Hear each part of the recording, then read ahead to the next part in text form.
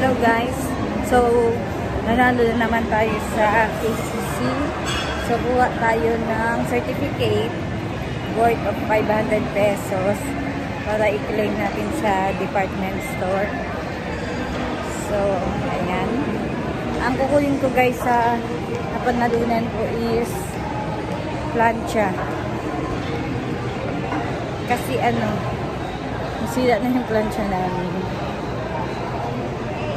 So, yun yung kukunin ko ngayon.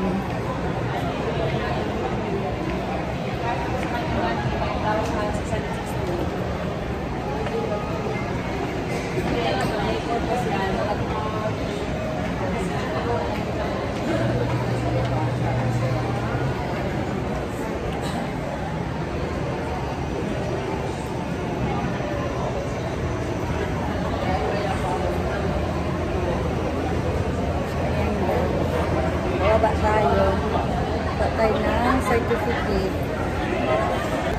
So, ayun.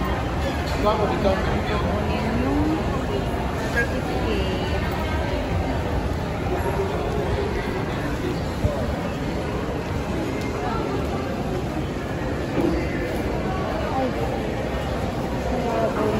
Guys, ito na yung certificate worth of 500 pesos. So, pasok tayo dyan sa department store para palitan natin. So, plancha yung kukunin natin. Ayan. Worth of 500 na panalunan natin. Ulit. So, yung last na panalunan ko, yung kinuha ko, pinalit ko, yung initan ng tubig. So, ngayon, plancha naman. So, pasok tayo sa loob. Doon tayo sa taas guys, sa appliances. Akyat tayo. Pinatin yung escalator. Saan doon?